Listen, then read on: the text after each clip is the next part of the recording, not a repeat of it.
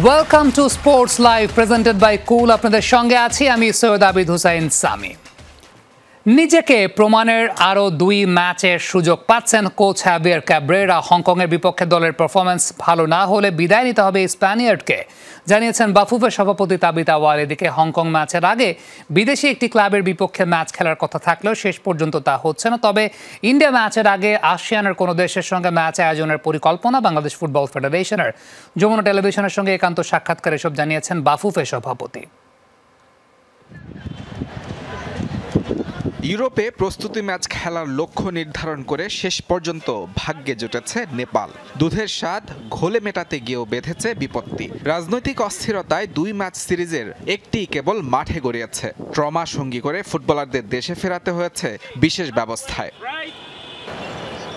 অভাগা যেদিকে তাকায় সাগরও শুকিয়ে যায়, ঠিক এমনটাই হয়েছে বাফুফের সঙ্গেও। শক্তিশালী হংকংয়ের বিপক্ষে প্রস্তুতি নিশ্চিতে শেষ ভরসা ছিল একটি বিদেশি ক্লাবের বিপক্ষে ম্যাচ খেলা। শেষ পর্যন্ত সেটিও হচ্ছে না।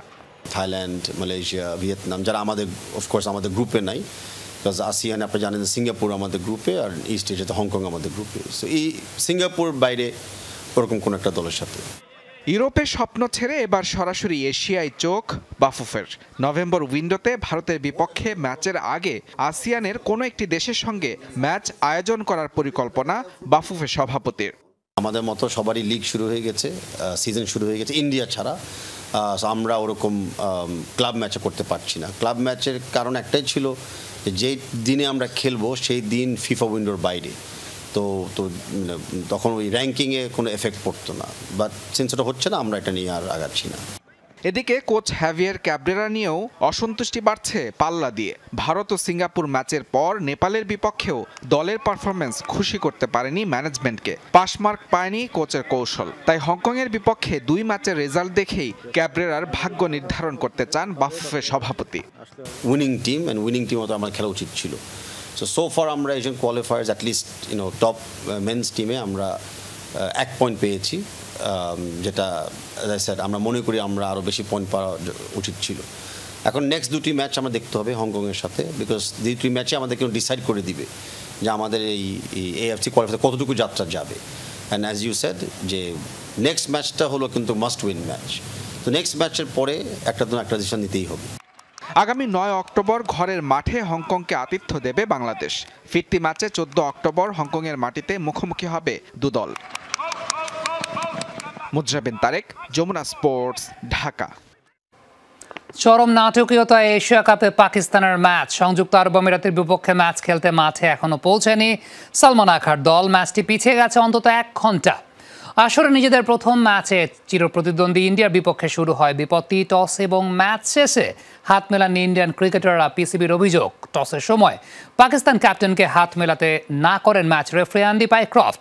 তাকে সরিয়ে দিতে আইসিসির কাছে লিখিত দাবি জানায় পাকিস্তান, কিন্তু পিসিবির এমন অভিযোগ নাকচ করে দেয় আইসিসি। আরব আমিরাতের বিপক্ষে ম্যাচে পাইক্রফটকে রেখে দিলে বেঁকে বসে পাকিস্তান। নির্ধারিত সময় ক্রিকেটারদের হোটেল ছাড়তে নিষেধ করে পিসিবি।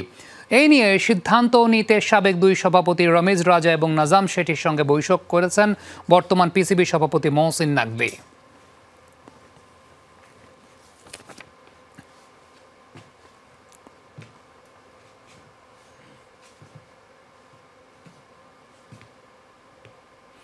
আবুধাবিতে ঠিক এই মুহূর্তে রয়েছেন আমাদের সহকর্মী রঞ্জন শান্ত। সরাসরি যুক্ত হচ্ছি আমরা রঞ্জনের সঙ্গে। রঞ্জন, একদম স্ট্রেট অ্যাওয়ে আপনার কাছ থেকে আপডেটটা জানতে চাই সংযুক্ত আরব আমিরাত থেকে, যে আলটিমেটলি আমরা যদ্দূর শুনতে পেরেছি যে 1 ঘন্টার মতো পিছিয়েছে, but what could be the decision? Pycroft কি থাকছেন শেষ পর্যন্ত? আলোচনায় কি হয়েছে, কতদূর জানতে পেরেছেন? সামি, এখন পর্যন্ত অফিসিয়াল স্টেটমেন্ট বা আপডেট যেটা এসছে সেটা ওটাই যে 1 ঘন্টা পরে খেলা শুরু হবে, অর্থাৎ বাংলাদেশ সময় 8:30টায় খেলা শুরু হওয়ার কথা ছিল, এখন বাংলাদেশ সময় 9:30টায় খেলা শুরু হবে পাকিস্তান এবং ইউএই যে ম্যাচটা, আর 9টায় হবে টস। তো এটা হচ্ছে অফিসিয়াল আপডেট। কিন্তু অ্যান্ডি পাইক্রফট যে ছিলেন অফিসিয়ালি যে ম্যাচ রেফারির তালিকায় বা নামটা ছিল, তাকে কি আদৌ সরানো হয়েছে কিনা এ বিষয়ে কোনো তেমন বিবৃতি এখন পর্যন্ত দেয়া হয়নি। তো যেহেতু অফিসিয়ালি তিনি ছিলেন, যদি সেটা হতো তাহলে হয়তো প্রকাশ করা হতো যে অ্যান্ডি পাইক্রফটের জায়গায় অন্য একজনকে, সেটাও তো তার জন্য একটা অন্যরকম আত্মসম্মানের ব্যাপার। তো সব মিলিয়ে হয়তো পাকিস্তান নিজেদের যে ডিসিশনটা সেটা একটু মানিয়ে নিয়েছে। রামিজ রাজাকে ডাকা হয়েছিল, নাজম শেঠিকে ডাকা হয়েছিল, মহসিন নাকভি তাদেরকে নিয়েই লাহোরের সিদ্ধান্তটা নিয়েছেন, আর তিনি নিজেও এসিসির চেয়ারম্যান। তো সব মিলিয়ে আসলে এই ম্যাচটা একটু দেরিতে তারা খেলছে, কিন্তু খেলছে। বয়কটের যে সিদ্ধান্ত সেখান থেকে সরে এসছে। হয়তো অফিসিয়াল কোন স্টেটমেন্ট আমরা পরবর্তীতে এসিসি কিংবা বিসিসি এর কাছ থেকে একটা এক্সপ্লেনেশন পাবো যে কেন ভারতীয় দল আসলে হাত মেলায়নি, কেন অ্যান্ডি পাইক্রফট তিনি এটার বিপক্ষে কোনো শাস্তি বা কোনো কিছু স্টেটমেন্ট দেননি। হয়তো সেটার জন্য একটু অপেক্ষা করতে হবে। তবে ইনিশিয়ালি নিজেরা ম্যাচ খেলতে এখন রাজি হয়েছে এবং অলরেডি টিম হোটেল ছেড়ে মাঠের দিকে তারা গেছে। কিট আগে উঠে গিয়েছিল এখানকার স্থানীয় সময় 4:30টার দিকে, তখন বাস উঠে আসলে টিম হোটেল ছাড়ার কথা ছিল পাকিস্তান দলে, তারা সেটা মিস করেছে কারণ হোল্ড করানো হয়েছিল। সব মিলিয়ে আপাতত ম্যাচটা খেলছে তারা, বাকি সিদ্ধান্ত হয়তো পরবর্তীতে পাওয়া যাবে। সামি, রঞ্জন, আমার একটা খুব সিম্পল কোয়েশ্চেন, আপনার কাছে বিষয়টা কেমন মনে হয়? সেটা হচ্ছে যে মহসিন নাকভি তো এসিসির চেয়ারম্যান, মহসিন নাকভি তিনি এশিয়ান ক্রিকেট কাউন্সিলের চেয়ারম্যান, এশিয়া কাপ টুর্নামেন্টটাও এসিসির আন্ডারেই হচ্ছে। হ্যাঁ, ডেফিনেটলি আইসিসি তো গভর্নিং বডি, মাদার অর্গানাইজেশন ক্রিকেটের, কিন্তু দিন শেষে আসলে কোন টুর্নামেন্টে কোন ম্যাচ রেফারি থাকবেন না থাকবেন, মানে সবকিছু মিলে আপনার কাছে মনে হয় কি না যে মহসিন নাকভি এসিসির চেয়ারম্যান হওয়ার পরও ক্ষমতাটা খর্ব দিন শেষে? না, আসলে ক্রিকেটটা আসলে সামি আপনিও জানেন যেভাবে আসলে ক্রিকেটের বাজার তৈরি হয়েছে, যেভাবে আসলে 150 কোটি মানুষ এটার পেছনে মানে টাকা ঢালছে, লগ্নি করছে, সব মিলিয়ে ক্রিকেটের যে ক্যাপিটালিজমটা সেটা ওই ভারতেই যে হয়েছে বা ভারত যে এর পেছনে আছে, সেটা আসলে আপনি আমিও এটা ডিনাই করতে পারবো না যে ক্রিকেটে এত টাকা, সেটার পেছনে ভারতের অবদান। তো এর কারণে ইনফ্লুয়েন্সটাও তাদের আইসিসি থেকে শুরু করে বিসিসিআই এ পর্যন্ত এসে ক্রিকেটটা মোটামুটি থেমে যায় ডিসিশন মেকিং এর জায়গা থেকে। হ্যাঁ, মাঝে মাঝে এটা সেটা আসলে একটু সুবিধা দেয়া হয়, যেমন এবার আপনি এশিয়া কাপের কথা ধরেন, পাকিস্তান সব ম্যাচ দুবাইয়ে খেলবে, তাদের আবুধাবি আসতে হবে না, এই সুবিধা পাকিস্তান পেয়েছে। গ্রুপ স্টেজে বাংলাদেশ সব ম্যাচ আবুধাবিতে খেলবে, তাদেরকে যেতে হবে না। আবার গ্রুপ স্টেজে ভারত একটা ম্যাচ আবুধাবিতে নিয়েছে, তারা থাকছে দুবাই কিন্তু একটা ম্যাচ খেলবে। কিছুটা তো দেখানো ব্যাপার মনেই হয়। বাকি তাদের যে সবসময় থাকা আইসিসি একাডেমিতে প্র্যাকটিস করা কিংবা সেখান থেকে মাঠে যাওয়া, এটা কিন্তু সেই অনুযায়ী করা হয়। তো আগে পরে সেটা হয়েছে, আপনি মানে অস্বীকার করার সুযোগ নেই। আপনি নিজেও একজন ইন্টারন্যাশনাল কমেন্টেটর এবং কমেন্ট্রিও করেছেন। প্রোডাকশনের যে জায়গা থেকে, টু বি ভেরি অনেস্ট, সব স্টাফ ইন্ডিয়ান থাকে। ইভেন আপনি হয়তো আঙুল তুলতে পারবেন না, তবুও যে গানটা প্লে হয়, যে জাতীয় সঙ্গীত আমার সোনার বাংলা আপনি শুনছেন বা আমরা শুনছি ম্যাচের শুরুতে, সেটাও কিন্তু প্লে করছে একজন ইন্ডিয়ান 99%, এটাই শিওর, এর বাইরে খুব একটা নয়। তো এর আগে 2024 ওয়ার্ল্ড কাপে পাকিস্তানের জাতীয় সঙ্গীতের সময় সমস্যা হয়, এশিয়া কাপে পাকিস্তানের জাতীয় সঙ্গীতের সময় সমস্যা হয়, হাত মেলান না, এই জাতীয় ব্যাপারগুলো কিন্তু থাকেই। আসলে মাঠের বাইরের যে উত্তাপ, যে বৈরিতা, সেটা মাঠে 22 গজে আনা হয় বিধায়। সুতরাং ইনফ্লুয়েন্স তো ভারতেরই আছে, এটা নিঃসন্দেহে। রঞ্জন, চলুন একটা ক্রিস্পি কন্টেন্ট করি। ক্রিস্পি কন্টেন্টে এই জায়গাটাতে, সেটা হচ্ছে সূর্য কুমার যাদব বা আগা সালমান তারা একজন আরেকজনের সঙ্গে হাত মেলান না, কিন্তু কমেন্ট্রি বক্সে রবি শাস্ত্রী, ওয়াসিম আকরাম একসঙ্গে কমেন্ট্রি করছেন। তাইলে বিষয়টা কি দ্বৈতনীতি হয়ে যাচ্ছে না? না, এখন দেখুন, যেমন কদিন আগে চ্যাম্পিয়ন্স লেজেন্ডস লিগ হলো, সেখানে আবার সুরেশ রায়নারা শাহিদ আফ্রিদির সাথে ম্যাচ খেলতে চাননি। তো এরকম ব্যাপারটা আসলে কিছুটা হয়ে যাচ্ছে যে একটা অফিসিয়াল স্টেটমেন্ট, যদি ভারতীয় গভর্নমেন্ট চায় যে পাকিস্তানের সাথে কোনো ধরনের খেলাই তারা খেলবেন, তারা এর আগে হকি বা অন্যান্য খেলা খেলতে চায়নি, আবার তারা লেজেন্ডস লিগ খেলতে চায়নি, আবার তারা ন্যাশনাল টিম যদি বড় টুর্নামেন্ট খেলে এসিসি বা আইসিসি, তারা খেলবে। তো কিছুটা হিপোক্রেসির অ্যাঙ্গেল এখানে কিন্তু খুঁজে পাওয়া যায়, যে হ্যাঁ, যেখানে স্বার্থ আছে বা যেখানে আছে কিছু জায়গায় ভালো মানুষ সাজায় এবং কিছু জায়গায় আসলে হার্শ ডিসিশন। এটা কেন? আপনি বলছেন হ্যাঁ, ওয়াসিম আকরামের সঙ্গে আমার গতকাল ম্যাচের সময়ই কথা হয়েছে। ইভেন তাকে আমি মনে করিয়ে দিয়েছিলাম যে যমুনা টেলিভিশনের হয়ে যে উদ্বোধনী শোটা স্পোর্টস এর তিনি করেছিলেন, তিনি বলেছেন হ্যাঁ, গুড ওল্ড ডেজ। তো সেখানে কিন্তু এই একই প্যানেলে রবি শাস্ত্রীরা আছেন, সুনীল গাভাস্কাররা আছেন, সেখানে লঙ্কান রাসেল আর্নল্ডরা আছেন, সেখানে আতার আলী খানও আছেন। তারা একসঙ্গে মজা করছেন, একসঙ্গে শেয়ার করছেন কমবক্স, একসঙ্গে সবকিছুই ঠিক আছে। এবং মাঠের বাইরে তো আমার মনে হয় যে ভাজ্জিও টেক্সট করেন শাহিদ আফ্রিদিকে, কেমন আছো বন্ধু, কিন্তু ঠিক যখন সামনে ক্যামেরার সামনে কিংবা যখন স্টেটমেন্টের সময় আসে, তখন ধাওয়ানরা কিংবা ভাজ্জিরা বলে দেন যে না, এরকম স্টেটমেন্ট পেহেলগামের পরে তারা দিয়েছে, তাদের সঙ্গে কোনো ম্যাচ খেলবো না। আবার একই সঙ্গে সূর্য কুমাররা ম্যাচ খেলেন, আবার ঠিকই ম্যাচের শুরু আর শেষে হাত মেলান না। তো আমার মনে হয় যে এখানে একটা ক্লিন ডিসিশন আসা উচিত। পাকিস্তানেরও সেটা জানা থাকলো যে ভারত এটা চায় না, ভারত রাজনৈতিক বৈরিতাটা ক্রিকেটেও আনতে চায়, তাহলে তারাও সেভাবে ডিসিশন নেবে। এর আগে পাকিস্তান কিন্তু অনেকবার নমনীয় হয়েছে, এই যে হাইব্রিড মডেলটা এসছে সেটা কিন্তু চ্যাম্পিয়ন্স ট্রফিতে পাকিস্তান বলতেও পারতো। অনেক সময় তারা বলেছে লম্বা সময় ধরে যে না আমাদের এখানেই হবে, শেষ পর্যন্ত তারা বাধ্য হয় যে না ঠিক আছে দুবাইতে কিছু ম্যাচ হবে, পাকিস্তানে কিছু হবে, শ্রীলঙ্কার দিকে যায়, হাইব্রিড মডেল আবিষ্কার হয়ে যায়। তো তারা নমনীয় হয় বলেই হয়ে যায়। এবারও তারা নমনীয় হয়ে 1 ঘন্টা পরে ম্যাচ খেলতে রাজি। এখন সবকিছু এখন কাদের আসলে আলোচনায়, কাদের ইনফ্লুয়েন্সে শেষ পর্যন্ত রাজি হয়, বারবার পাকিস্তান কিংবা অন্য বোর্ডগুলো তাদের পিছে পিছে শুধু হাঁটে, বাংলাদেশ বা শ্রীলঙ্কা বা অন্য কেউ কারো কোনো তেমন কোনো গাটস বলেন কিংবা তেমন কোনো ডিসিশন মেকিং এর জায়গা বলেন, তাদের কোনো আসলে বড় জায়গা নেই, সেটা কিন্তু পরিষ্কার। এবং সেটা হয়তো ক্রিকেটের স্বার্থে, টাকা পয়সা আলটিমেটলি সেটার স্বার্থে। রঞ্জন, আপনাকে অসংখ্য ধন্যবাদ। আপনি একটা বিষয় বলছিলেন যে হয়তোবা মাঠের বাইরে হরভজন সিং শাহিদ আফ্রিদিকে টেক্সটও করেন। সাম্প্রতিক সময় একটা ইউটিউব শো আমরা দেখেছিলাম, যে ইউটিউব শোতে শোয়েব আক্তার এবং সেই জায়গাটায় বীরেন্দর সেহওয়াগ তারা একজনকে বলছিলেন যে হাম দোনো দোস্ত হ্যায়, মানে তারা দুজন বন্ধু। মানে এই বিষয়গুলো কিন্তু আমরা দেখতে পাই সব কিছু মিলিয়ে। তবে এদিকে আবুধাবি ছেড়েছে বাংলাদেশ ক্রিকেট দল। টাইগারদের অপেক্ষা এবার দুবাইয়ের টিম হোটেলে। প্রায় 150 কিলোমিটার দূরে এশিয়া কাপের ভাগ্য নির্ধারণ হবে লাল সবুজদের। আফগান ম্যাচের সেরা পারফর্মার নাসুম বলছেন কপালে যা আছে তাই হবে। ভাবতে চান না আফগানিস্তান শ্রীলঙ্কা ম্যাচ নিয়ে, সুযোগ পেলে আবারও সেরাটা দেওয়ার অপেক্ষায় বাঁহাতি স্পিনার। আবুধাবি থেকে বিস্তারিত জানাচ্ছেন রঞ্জন শান্ত। আবুধাবিতে বাংলাদেশ দলের টিম হোটেল পার্ক রোটানার বাইরে রোদ গরমে বাংলাদেশের গণমাধ্যম কর্মীদের হাঁসফাঁস অবস্থা। বাড়তি নিরাপত্তার কারণে হোটেলের গা ঘেঁষা যাবে না, অপেক্ষা নাসুম আহমেদের। অবশেষে বাংলাদেশ দলের মিডিয়া ম্যানেজার সঙ্গে নিয়ে এলেন আফগান বধের অন্যতম নায়ক নাসুমকে। সেদিকুল্লাহ অটলকে ইনিংসের প্রথম বলেই ফিরিয়ে জয়ের ভিতটা গড়েছিলেন তিনি। পরে তুলে নেন জাদরানকেও। সম্প্রতি প্রত্যাবর্তনের গল্প লিখেছেন পাকিস্তান আর নেদারল্যান্ড সিরিজেও। এবার এশিয়া কাপের মঞ্চেও সুযোগ পেয়ে বাজিমাত এই বাঁহাতি স্পিনারের। শুরুতেই উঠল সেই প্রসঙ্গ। ফিরে এসে ম্যান অফ দ্য ম্যাচ এইটা না, আমি কিন্তু লাস্ট ম্যাচেও ম্যান অফ দ্য ম্যাচ হয়েছিলাম। আর আমার টিমের যখন যাকে প্রয়োজন, এটা হতে পারে আমাদের টিম প্ল্যানিং বা ট্যাকটিক্সও হতে পারে এগেনস্ট টিম নিয়ে। তো ওইটার কারণে তো ওইগুলা নিয়ে আমরা কোনো আপ অ্যান্ড ডাউনে আমরা মেন্টালি সবসময় রেডি রাখি যে যখন খেলবে তখন ভালো খেলারই চেষ্টা করবে। বৃহস্পতিবার রাতে শ্রীলঙ্কার জন্য প্রার্থনা ছাড়া নিরুপায় বাংলাদেশ।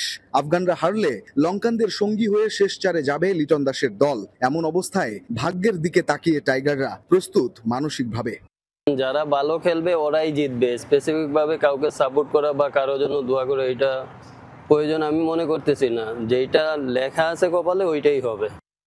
লাল সবুজের দল শেষ চারে খেলার সুযোগ পেলে একাদশ যেমনই হোক লড়াইয়ে কমতি থাকবে না নাসুমদের। সেরা কম্বিনেশনের জন্য আপত্তি নেই ডাগ আউটে বসে থাকতেও। বিশ্বাস রাখছেন নিজেদের পরিকল্পনায়। সত্যি কথা বলতে আমি সবসময় রেডি থাকি খেলার জন্য। যখনই সুযোগ আসে চেষ্টা করি নিজের সর্বোচ্চটা দেওয়ার। এবং আলহামদুলিল্লাহ অনেক সময় হয়, অনেক সময় হয় না। বাট এটার জন্য আল্লাহ তাআলা লাখ লাখ শুকরিয়া আমি যে এইভাবে পারফর্ম করতে পারি। অনিশ্চয়তা আর স্বপ্ন মনে ধারণ করে আবুধাবি ছেড়েছে বাংলাদেশ। সুপার 4-এ গেলে টাইগারদের প্রথম ম্যাচটা হবে ওই দুবাইয়েই বি গ্রুপের সেরাদের সাথে। আবুধাবির রাস্তায় এই হলুদ সোডিয়াম বাতিগুলো জ্বলে ওঠার অপেক্ষায় আছে বাংলাদেশ দলও। আবুধাবি থেকে প্রায় 150 কিলোমিটার দূরে দুবাইয়ের টিম হোটেল হিলটনে তাদের অবস্থান হবে যখন শ্রীলঙ্কা আফগানিস্তান লড়বে এই আবুধাবিতেই।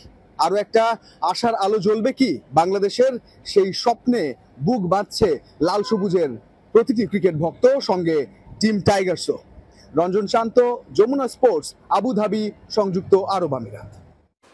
আফগানিস্তানের বিপক্ষে ম্যাচে ট্যাকটিক্যালি পরিবর্তন এনে সাফল্য পেয়েছে বাংলাদেশ, বলছেন বিসিবি সভাপতি আমিনুল ইসলাম বুলবুল। ব্যাটিংয়ে তানজিদ তামিম, বোলিংয়ে নাসুম ফিজ দেখিয়েছে ঝলক। তবে বুলবুল সবচেয়ে খুশি হয়েছেন রিশাদ হোসেনের প্রত্যাবর্তন দেখে। তবে আফগান ম্যাচে জয় পেলেও মিড এবং স্লগ ওভারের ব্যাটিং দুর্বলতা চোখ এড়ায়নি বিসিবি সভাপতির। আফগানিস্তানের বিপক্ষে ম্যাচে বাংলাদেশের একাদশে 4টি পরিবর্তন আনে টিম ম্যানেজমেন্ট। 5 বোলারের পরিবর্তে 4 স্পেশালিস্ট বোলার আর 2 পার্ট টাইমারকে রাখা হয় একাদশে।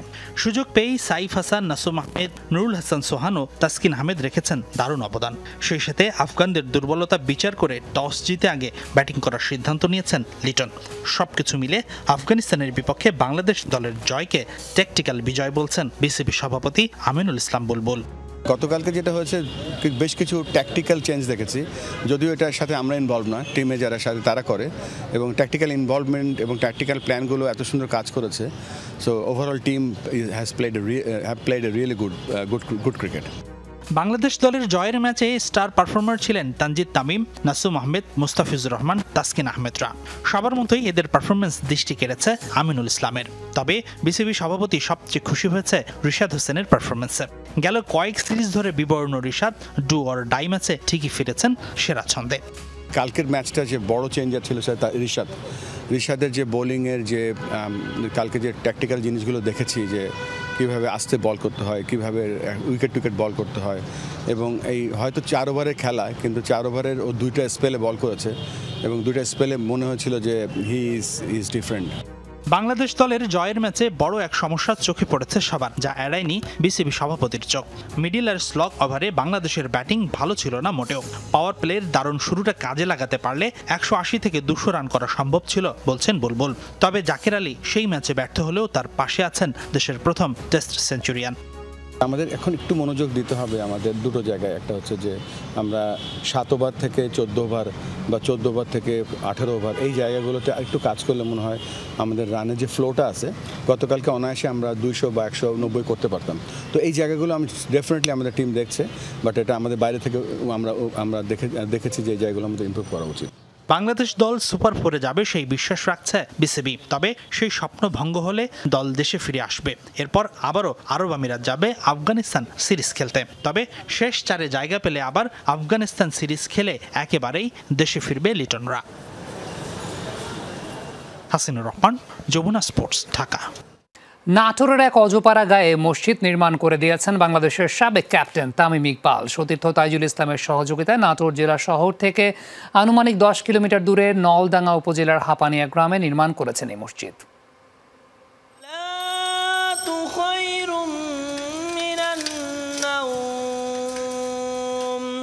ঘুম থেকে নামাজ উত্তম।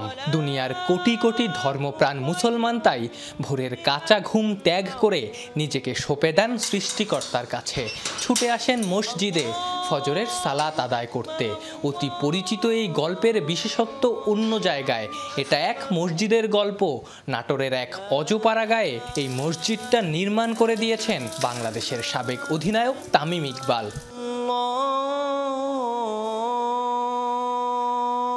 জানা গেছে বছর 4 আগে মসজিদ নির্মাণের ইচ্ছা পোষণ করেন তামিম। সতীর্থ তাইজুলকে সেই ইচ্ছার কথা জানান। তাইজুল আবার তার বাবাকে নাটোরের অবহেলিত কোনো মসজিদের খোঁজ করতে বলেন। সেখান থেকেই নাটোর জেলা শহর থেকে আনুমানিক 10 কিলোমিটার দূরে নলডাঙ্গা উপজেলার হাপানিয়া গ্রামে নির্মাণ করা হয় এই মসজিদ। শুরুতে এই জায়গায় ছিল ছনের বেড়ার টিনের চালের মসজিদ। বার কয়েক এলাকাবাসী পাকা মসজিদ নির্মাণের উদ্যোগ নিলেও অর্থাভাবে তা আলোর মুখ দেখেনি। প্রস্তাব আসলো যে আল্লাহ হয়তো বা মিলাই দিয়েছে, খেলোয়াড় তালিম ইকবালের তরফ থেকে একটা মসজিদ দান করবে। প্রচুর টাকা ব্যয় করে আমাদেরকে মসজিদটা করেছে। আল্লাহর কাছে লাখো কোটি শুকরিয়া আদায় করি। আসলে আমাদের কাছে এটা স্বপ্নের মতোই লাগতেছে। যে অর্থদাতা তার শারীরিক অসুস্থতার কথা শুনছি, তার সুস্থতা কামনা করি। প্রতি ইয়াতে আমরা ওয়াক্তে শুক্রবারে তার জন্য দোয়া করি। আমাদের মসজিদের দরজা একটি, ভিতরে হুজুর বয়ান দিলে সেই বয়ানটা বাইরে ওঠে, ভালো মতো বোঝা যায় না। মসজিদটা এসি সিস্টেম করে ঠিক আছে। আমরা গরিব এলাকা, আমরা এসিটা করতে পারি না। যদি এসিটা দিত তাহলে আমরা আল্লাহর কাছে শুকরিয়া আদায় করতাম আর কি। এমনকি একবার প্রায় লাখখানেক টাকা তুলে একজনকে মসজিদ নির্মাণের জন্য দিলেও সেই ব্যক্তি টাকা আত্মসাৎ করে পালিয়ে যায়। সবশেষে হাত বাড়ান তামিম। মসজিদ নির্মাণের পুরো কাজ সম্পন্ন করেন নিজ খরচে। ভাঙা মসজিদ থেকে একটা পাকা মসজিদ তৈরি করে দিয়ে তামিম ইকবাল এলাকাবাসীর এক প্রকার স্বপ্ন পূরণ করলেন। এজন্যই বোধহয় তাকে কলিজাওয়ালা খান বলা হয়। আফনান পিয়াল, যমুনা স্পোর্টস, নাটোর। সাফ আন্ডার-17 চ্যাম্পিয়নশিপের প্রসঙ্গ। নিজেদের প্রথম ম্যাচে বৃহস্পতিবার নেপালের মুখোমুখি হবে বাংলাদেশ। কলম্বোয় ম্যাচ শুরু হবে সন্ধ্যা 7:30টায়। বাংলাদেশের এটি প্রথম ম্যাচ হলেও নেপাল খেলবে তাদের দ্বিতীয় ম্যাচ। এর আগে স্বাগতিক শ্রীলঙ্কার বিপক্ষে খেলেছে তারা। ম্যাচের আগের দিন সকালে ম্যাচ ভেন্যু পরিদর্শন করেছে বাংলাদেশ। এরপর বিকেলে স্থানীয় কালানিয়া ফুটবল কমপ্লেক্সে অনুশীলন সম্পন্ন করেছে কোচ গোলাম রাব্বানী ছোটন শিষ্যরা। শ্রীলঙ্কার মেঘলা আবহাওয়ায় প্রস্তুতি সেরেছে লাল সবুজের প্রতিনিধিরা। নেপালের বিপক্ষে জয় দিয়ে আসর শুরুর প্রত্যাশা বাংলাদেশ কোচ এবং ক্যাপ্টেনের। চ্যাম্পিয়ন্স লিগের প্রসঙ্গ গ্রুপ পর্বের ম্যাচে আজ রাতে রয়েছে হেভিওয়েটদের লড়াই। মাঠের লড়াইয়ে নামছে বর্তমান champion PSG, Bayern Munich, Liverpool এবং চেলসি। আলিয়াঞ্জ অ্যারেনায় বায়ার্ন মিউনিখের প্রতিপক্ষ চেলসি। একই সময় আরেক ম্যাচে আটালান্টার বিপক্ষে মাঠে নামবে বর্তমান চ্যাম্পিয়ন পিএসজি। আর অ্যাটলেটিকো মাদ্রিদের বিপক্ষে ম্যাচ দিয়ে চ্যাম্পিয়ন্স লিগের মিশন শুরু করবে লিভারপুল। সবগুলো ম্যাচ শুরু হবে বাংলাদেশ সময় রাত 1টায়। উয়েফা চ্যাম্পিয়ন্স লিগে দুই হেভিওয়েটের লড়াই। বায়ার্নের বিপক্ষে মাঠে নামবে চেলসি। আলিয়াঞ্জ অ্যারেনায় ম্যাচটি কনফারেন্স লিগ বিজয়ী চেলসির জন্য কঠিন পরীক্ষা। গ্রুপ পর্বে বার্সেলোনা এবং নাপোলির মতো আরও দুই শীর্ষ দলের বিরুদ্ধে খেলবে ব্লুজরা। তবে ইনজুরির কারণে কিছুটা হলেও ভুগতে হচ্ছে দলটিকে। কোচকে বেশি চিন্তায় ফেলেছে জোয়াও পেদ্রোর ইনজুরি। তবে ঘরের মাঠে জয় দিয়ে মিশন শুরু করতে চাইবে বায়ার্ন। বুন্দেসলিগায় 3 ম্যাচের সবকটি জিতে এখনও অপরাজিত রয়েছে বাভারিয়ানরা। দীর্ঘ বিরতির পর আলফান্সো ডেভিস ও হিরিকো ইতো অনুশীলনে ফেরায় কিছুটা হলেও স্বস্তিতে বায়ার্ন কোচ। ঘরের মাঠে চ্যাম্পিয়ন্স লিগের শিরোপা ধরে রাখার মিশন শুরু করবে প্যারিস সেন্ট জার্মেই। দুর্দান্ত ফর্মে থেকেই টুর্নামেন্ট শুরু করেছে পিএসজি। টানা 4টি জয়ের মাধ্যমে লিগ 1 শিরোপা রক্ষার লড়াই শুরু করেছে লুইস এনরিকের দল। গত মৌসুমে ঐতিহাসিক ট্রেবল অর্জনের পর ইউরোপীয় মঞ্চে তাদের আধিপত্য আরও সুদৃঢ় করার চেষ্টা করবে প্যারিসিয়ানরা। অন্যদিকে জিয়ান পিয়েরো বিদায়ের পর ইভান জুরিকের অধীনে নিজেদের তৈরি করে নিয়েছে আটলান্টা। সিরিয়ায় রোববার লেসের বিপক্ষে 4-1 গোলের জয়ে ছন্দ ফিরে পেয়েছে দলটি। সেই আত্মবিশ্বাস নিয়ে ডিফেন্ডিং চ্যাম্পিয়নদের বিপক্ষে মাঠে নামবে তারা। এদিকে চ্যাম্পিয়ন্স লিগ শুরুর মিশনে লিভারপুলের প্রতিপক্ষ অ্যাটলেটিকো মাদ্রিদ। প্রিমিয়ার লিগে দুর্দান্ত শুরু করা অলরেডস ফেভারিট হিসেবেই মাঠে নামবে। এখন পর্যন্ত 4 ম্যাচের সবগুলোতেই জয়ের দেখা পেয়েছে আর্নে স্লটের দল। দারুণ ফর্মে রয়েছেন মোহাম্মদ সালাহ, ম্যাকঅ্যালিস্টার ও গাকপোরা। লা লিগায় মৌসুম শুরুর প্রথম জয়ের আনন্দের মাঝেই শঙ্কা ভর করেছে অ্যাটলেটিকো মাদ্রিদ শিবিরে। ইনজুরিতে পড়ায় হুলিয়ান আলভারেজকে লিভারপুলের বিপক্ষে চ্যাম্পিয়ন্স লিগের ম্যাচে না পাওয়ার সম্ভাবনাই বেশি। এছাড়াও চোটের কারণে আরও অনেক তারকা ফুটবলার দলে না থাকায় চিন্তার ভাঁজ পড়েছে কোচ সিমিওনের কপালে। রিয়ান রাফতি, যমুনা স্পোর্টস। এই ছিল আজকের স্পোর্টস লাইভ। এতক্ষণ আমাদের সঙ্গে থাকার জন্য সবাইকে ধন্যবাদ।